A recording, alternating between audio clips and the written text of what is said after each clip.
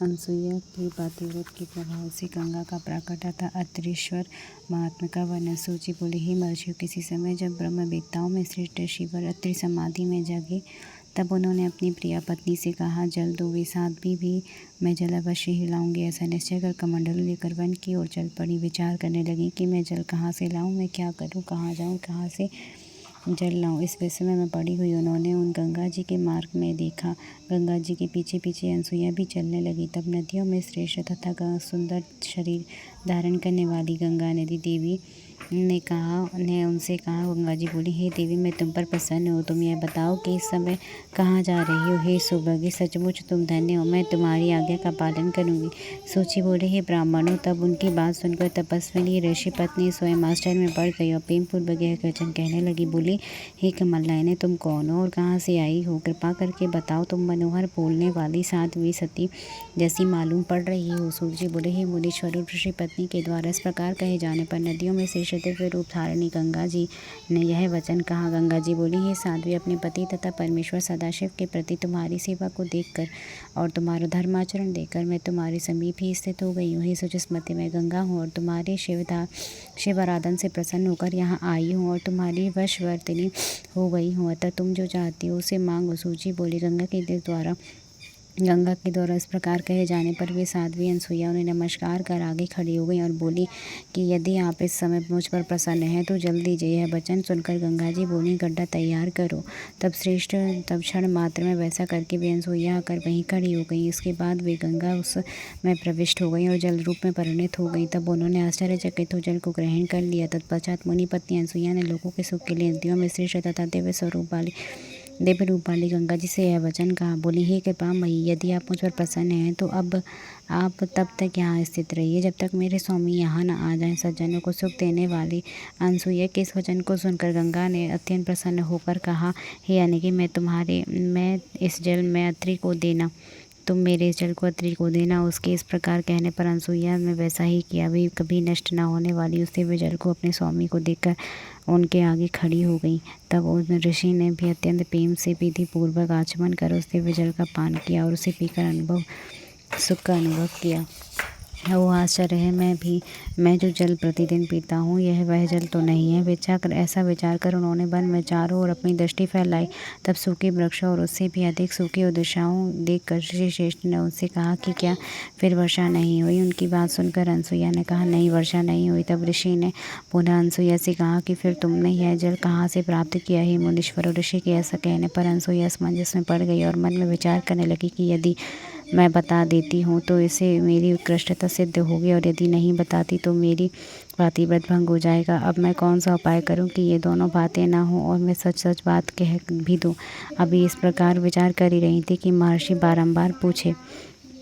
तब शिव जी के अनुग्रह से बुद्धि प्राप्त कर पतिव्रता ने कहा, हे स्वामिनी, इस विषय में जो हुआ मैं उससे कहती हूँ, आप सुनिए। महादेव के प्रताप से तथा आपकी पुण्यों से गंगा यहीं पर आई हुई हैं, उन्हीं का जल है। तब यह वचन सुनकर महर्षि को बड़ा आश्चर्य हुआ। उन्होंने मन में शंकर जी का स्मरण करते प्रेम पूर्वक अपनी पत्नी से कहा। बोले, हे प्रिय, हे सुंदरी, यह तुम सत्य वचन कह रही हो अथवा झूठ तुम सच कहती हो या मिथ्या, मैं निश्चय नहीं कर पा रहा हूँ, क्योंकि यह अत्यंत दुर्लभ है। हे शुभे, जो सदा योगी देवताओं के लिए भी असाध्य है, वह आज इस प्रकार हो गया। मुझे तो बड़ा विस्मय हो रहा है। यदि ऐसा है तो मैं देखना चाहता हूँ, तभी विश्वास करूँगा, न तो नहीं। तब उनका वचन सुनकर उनकी पत्नी अनसुईया ने पति से कहा। बोली, हे नाथी महामुनि, यदि आपकी इच्छा नदियों में श्रेष्ठ गंगा के दर्शन की हो तो आप मेरे साथ चलिए।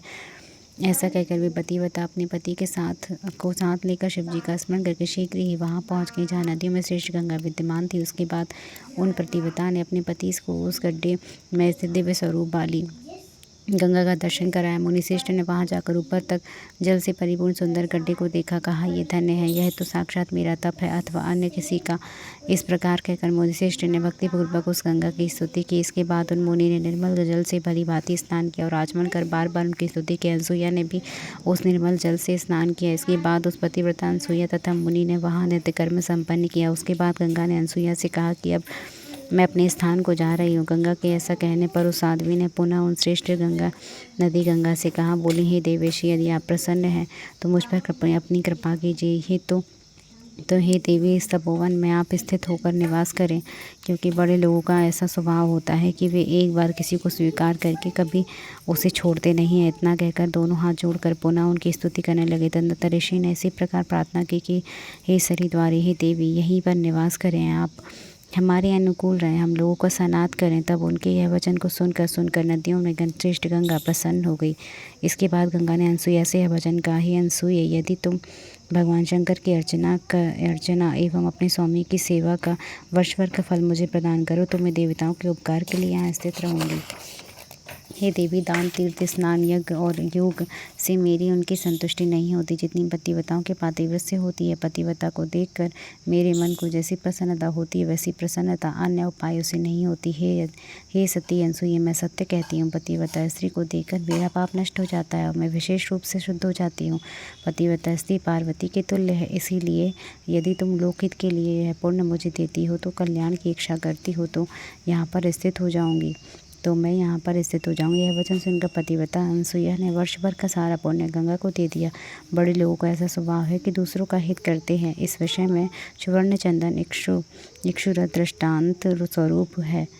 अनसुईया ने उस महान पातिव्रत कर्म को देखकर महादेव प्रसन्न हो गए। उसी क्षण पार्थिव लिंग में प्रकट हो गए। हे साध्वी, हे पतिव्रते, तुम्हारे इस कर्म को देखकर मैं प्रसन्न हूँ। हे प्रिय, तुम मुझसे वर मांगो, क्योंकि तुम अत्यंत प्रिय हो।